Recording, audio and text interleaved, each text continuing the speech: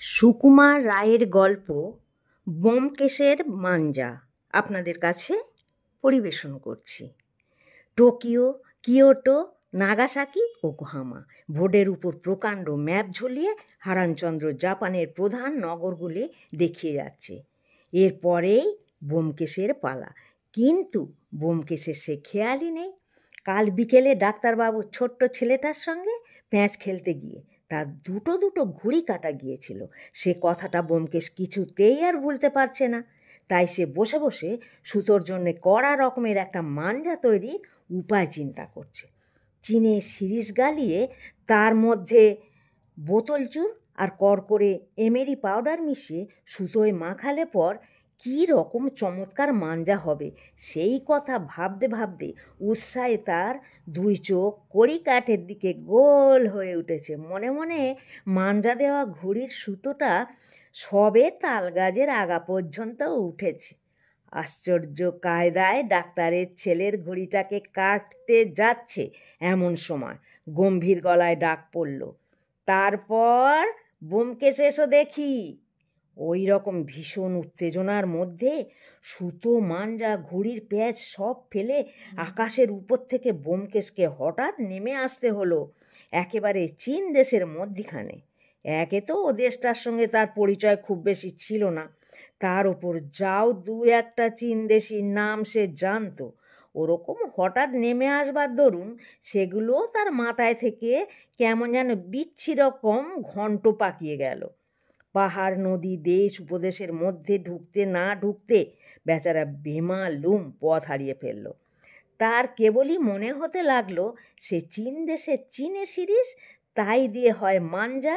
মাস্টারমশাই দুবার তাড়া দিয়ে যখন তৃতীয়বার চড়া গলায় বললেন, চীন দেশের নদী দেখাও, তখন বেচারা একেবারে দিশেহারা আর মরিয়ার মতো হয়ে বললে, সাংহাই। সাংহাই বলবার আর কোনো কারণ ছিল না। বোধ হয় তার সেজ মামার যে স্ট্যাম্প সংগ্রহের খাতা আছে তার মধ্যে ওই নামটাকে সে পেয়ে থাকবে। বিপদের ধাক্কায় হঠাৎ কেমন করে ওইটাই তার মুখ দিয়ে বেরিয়ে পড়েছে। গোটা দুই চড়চাপড়ের পর ব্যোমকেশবাবু তার কানের উপর মাস্টারমশাইয়ের প্রবল আকর্ষণ অনুভব করে। বিনা আপত্তিতে বেঞ্চের উপর আরোহণ করলেন, কিন্তু কান দুটো জুড়োতে না জুড়োতেই মনটা তার খেই হারানো ঘুড়ির পিছনে উধাও হয়েছে। আবার সুতো, মাঞ্জা তৈরি করতে বসলো। সারাটা দিন বকুনি খেয়েই তার সময় কাটল, কিন্তু এর মধ্যে কত উঁচু দরের মাঞ্জা দেওয়া সুতো তৈরি হলো, আর কত যে ঘুড়ি গন্ডায় গন্ডায় কাটা পড়ল সে জানে কেবল ব্যোমকেশ। বিকেলবেলা সবাই যখন বাড়ি ফিরছে তখন ব্যোমকেশ দেখল ডাক্তারের ছেলেটা দোকানের সামনে দাঁড়িয়ে মস্ত একটা লাল রঙের ঘুড়ি কিনছে। দেখে ব্যোমকেশের বন্ধু পাঁচকড়িকে বলল, দেখেছিস পাঁচু, আমাদের দেখিয়ে দেখিয়ে আবার ঘুড়ি কেনা হচ্ছে। এসব কিন্তু নেহাত বাড়ামবাড়ি। না হয় দুটো ঘুড়ি কেটেছিস বাপু, তার এর জন্য আবার এত কি? এই বলে সে পাঁচুর কাছে তার মাঞ্জা তৈরির মতলবটা খুলে বলল। শুনে পাঁচু গম্ভীর হয়ে বলল, তা যদি বলিস তুই, আর মাঞ্জা তৈরি করে ওদের সঙ্গে পারবি ভেবেছিস? ওরা হলো ডাক্তারের ছেলে, নানা রকম ওষুধ মশলা জানে। এই তো সেদিন ওর দাদাকে দেখলুম সানের ওপর কি একটা আরক ঢেলে দিল, আর ভস ভস করে গ্যাঁজালের মতো তেজ বেরোতে লাগলো। ওরা যদি মাঞ্জা বানায় তাহলে কারুর মাঞ্জার স্বাদ দিনেই যে তার সঙ্গে পেরে ওঠে। শুনে ব্যোমকেশের মনটা কেমন দমে গেল। তার ধ্রুব রকম বিশ্বাস হলো যে ডাক্তারের ছেলেটা নিশ্চয় কোনো আশ্চর্য রকম মাঞ্জার খবর জানে, তা নইলে ব্যোমকেশের চাইতেও 4 বছরের ছোট হয়ে সে কেমন করে তার ঘুড়ি কাটলো। ব্যোমকেশ স্থির করলো যেমন করে হোক ওদের বাড়ির মাঞ্জা খানিকটা জোগাড় করতেই হবে। সেটা একবার আদায় করতে পারলে তারপর সে ডাক্তারের ছেলেকে দেখে নেবে। বাড়ি গিয়ে তাড়াতাড়ি জলখাবার সেরে নিয়ে ব্যোমকেশ দৌড়ে গেল ডাক্তারবাবুর ছেলেদের সঙ্গে আলাপ করতে। সেখানে গিয়ে সে দেখে কি কোণের বারান্দায় বসে সেই ছোট্ট ছেলেটা একটা ডাক্তারি থলের মধ্যে কী যেন মশলা ঘুঁটছে। ব্যোমকেশকে দেখে সে একটা চৌকির তলায় সব লুকিয়ে ফেলে সেখান থেকে সরে পড়ল। ব্যোমকেশ মনে মনে বলল, বাপু হে, এখন আর লুকিয়ে করবে কি, তোমার আসল খবর আমি পেয়েছি। এই বলে সে এদিক ওদিক তাকিয়ে দেখলো কোথাও কেউ নেই। একবার সে ভাবল, কেউ আসলে এর একটুখানি চেয়ে নেব। আবার মনে হলো, কি জানি চাইলে যদি না দেয়। তারপর ভাবল, দূর, ভারী তো জিনিস, তা আবার চাইবার দরকার কি।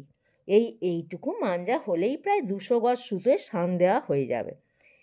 এই ভেবে সে চৌকির তলা থেকে এক খাবল মশলা তুলে নিয়ে এক দৌড় বাড়ি এসে হাজির। আর কি তখন দেরি সয়? দেখতে দেখতে দক্ষিণের বারান্দা জুড়ে সুতো খাটিয়ে মহা উৎসাহে মাঞ্জা দেওয়া শুরু হলো। যাই বলো, মাঞ্জাটা কিন্তু ভারী অদ্ভুত। কই তেমন কড়কড় করছে না তো, বোধ হয় খুব মিহি গুঁড়োর তৈরি আর কালো কাচের গুঁড়ো। দুঃখের বিষয়, বেচারার কাজটা শেষ না হতেই সন্ধ্যা হয়ে এলো। আর তার বরদা এসে বললে, যা যা, আর সুতো পাকাতে হবে না, এখন পড়গে যা। সে রাত্রিরে ব্যোমকেশের ভালো করে ঘুমই হলো না। সে স্বপ্ন দেখল যে ডাক্তারের ছেলেটাই হিংসে করে তার চমৎকার সুতোয় জল ফেলে সব নষ্ট করে দিয়েছে। সকাল হতে না হতেই ব্যোমকেশ দৌড়ে গেল তার সুতোর খবর নিতে। কিন্তু গিয়েই দেখে কে এক বুড়ো ভদ্রলোক ঠিক বারান্দার দরজার সামনে বসে তার দাদার সঙ্গে গল্প করছেন আর তামাক খাচ্ছেন। ব্যোমকেশ ভাবল, দেখো তো কী অন্যায়, এর মধ্যে থেকে এখন সুতোটা আনি কেমন করে। যা হোক, খানিকক্ষণ ইতস্তত করে সে খুব সাহসের সঙ্গে গিয়ে চট করে তার সুতো খুলে নিয়ে চলে আসছে। এমন সময় হঠাৎ কাচতে গিয়ে বুড়ো লোকটি কলকে থেকে খানিকটা টিকে গেল মাটিতে পড়ে। বৃদ্ধ তখন ব্যস্ত হয়ে হাতের কাছে কিছু না পেয়ে ব্যোমকেশের সেই মাঞ্জা মাখানো কাগজটা দিয়ে টিকেটাকে তুলতে গেলেন। সর্বনাশ! যেমন টিকের উপর কাগজ ছোঁয়ানো, অমনি কিনা ভসভস করে কাগজ জ্বলে উঠে ভদ্রলোকের আঙুল টাঙুল পুড়ে বারান্দায় বেড়ায় আগুন টাগুন লেগে এক হুলস্থুলো কাণ্ড। অনেক চেঁচামেচি ছোটাছুটি আর জল ঢালাঢালি করার পর যখন তার দাদা এসে তার কান ধরে বললেন, হতভাগা, কী রেখেছিলি কাগজের মধ্যে বলতো? ব্যোমকেশ কাঁদো কাঁদো হয়ে বলল, কিছু তো রাখিনি, খালি সুতোর মাঞ্জা রেখেছিলাম। দাদা তার কৈফিয়তটাকে নিতান্তই আজগুবি মনে করে আবার ইয়ার্কি হচ্ছে বলে বেশ 2-4 ঘা কষিয়ে দিয়ে বেচারা ব্যোমকেশ এই বলে তার মনকে খুব খানিক সান্ত্বনা দিল যে এই যাই হোক তার সুতোটুকু রক্ষা পেল। ভাগ্যিস সে সময় মতো খুলে এনেছিল, নইলে তার সুতোও যেত, পরিশ্রমও নষ্ট হতো। বিকেলে সে বাড়ি এসেই চটপট ঘুড়ি আর লাটাই নিয়ে ছাদের উপর উঠল। মনে মনে বলল, ডাক্তারের পো আজ একবার আসুক না, দেখিয়ে দেব প্যাঁচ খালাটা কাকে বলে। এমন সময় পাঁচকড়ি এসে বড় বড় চোখ করে বললে, শুনেছিস? ব্যোমকেশ বললে, না, কি হয়েছে? পাঁচু বললেন, ওদের সেই ছেলেটাকে দেখে এলুম, সে নিজে নিজে দেশলাইয়ের মশলা বানিয়েছে আর চমৎকার লাল নীল দেশলাই তৈরি করেছে। ব্যোমকেশ হঠাৎ লাটাই টাটাই রেখে এত বড় হাঁ করে জিজ্ঞেস করলে, দেশলাই? কী রে, মাঞ্জা বল। শুনে পাঁচু বেজায় চটে গেল। বলছি লাল নীল আলো জ্বলছে, তবু বলবে মাঞ্জা? আচ্ছা গাধা। ব্যোমকেশ কোনো জবাব না দিয়ে দেশলাইয়ের মশলা মাখানো সুতোটার দিকে ফ্যাল ফ্যাল করে তাকিয়ে রইল। সেই সময় ডাক্তারদের বাড়ি থেকে লাল রঙের ঘুড়ি উড়ে এসে ঠিক ব্যোমকেশের মাথার উপরে ফরফর করে তাকে যেন ঠাট্টা করতে লাগলো।